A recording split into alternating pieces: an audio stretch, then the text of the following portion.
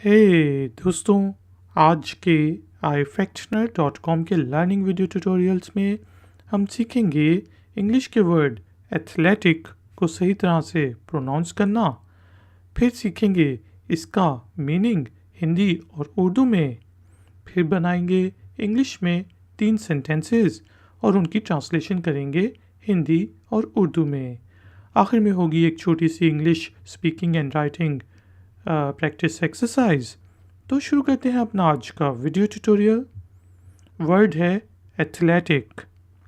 Athletic spelling ATH एथ और लेटिक LETIC लेटिक। एथलेटिक एथलेटिक का मीनिंग होता है जी पुष्ट, यानी कि ये वर्ड एथलीट से निकला है, खिलाड़ी से। जिस कोई एथलेटिक टीम हो तो खिलाड़ियों की टीम को हम एथलेटिक टीम कहेंगे। एथलेटिक इवेंट हो सकते हैं जिस तरह ओलंपिक्स में होते हैं। किसी के पास बड़ी खिलाड़ियों वाली बॉडी हो, स्पेशल जो चुस्त पुष्ट बॉडी हो, उसको हम एथलेटिक बॉडी कहते हैं।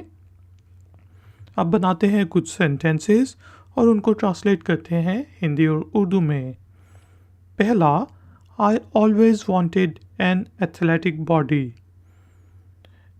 मैं हमेशा से एक पुष्ट जिस्म चाहता था, एथलेटिक बॉडी चाहता था। आई always wanted an athletic body.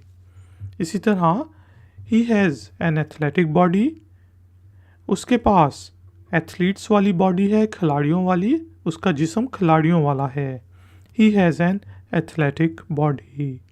इसी तरह the athletic team consists of 10 athletes. जो खिलाड़ियों की टीम है उसमें 10 खिलाड़ी हैं। The athletic team consists of 10 athletes. और ये भी कह सकते हैं the athletes are in the athletics ground, के एथलीट्स जो हैं, खिलाड़ी जो हैं, इस वक्त वो एथलेटिक्स के ग्राउंड में हैं। तो हमने देखा दोस्तों कि वर्ड एथलेटिक का मीनिंग होता है पुष्ट, खिलाड़ियों वाली, खिलाड़ियों से रिलेटेड चीज़। यहाँ पे हमने 3 सेंटेंसेस बनाए। I always wanted an athletic body, he has an athletic body, और the athletic team consist of 10 athletes. और हमने एक और सेंटेंस बनाया, the athletes are in the athletics ground.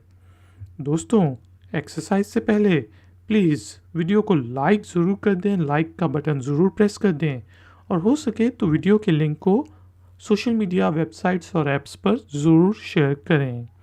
अगर आप नए हैं तो मेरे चैनल को सब्सक्राइब करके बेल आइकॉन को प्रेस कर दें। इंग्लिश स्पीकिंग और राइटिंग एक्सरसाइज के तौर पे आपने वर्ड एथलेटिक को 2-3 दफ़ा रिपीट करना है, बोलना है ज़ोर से। फिर इस वर्ड को यूज़ करते हुए इंग्लिश में एक छोटा सा सेंटेंस लिखना है और उसे नीचे दिए गए कमेंट्स बॉक्स में पोस्ट कर देना है। मैं आपको चेक करके बताऊंगा कि वो ठीक है कि नहीं।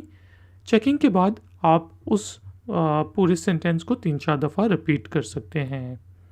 दोस्तों, थैंक यू वेरी मच कि आपने मुझे इस ट्यूटोरियल के लिए ज्वाइन किया। मिलेंगे एक और नए ट्यूटोरियल में। Until then, take care, keep learning, keep enjoying. Good day.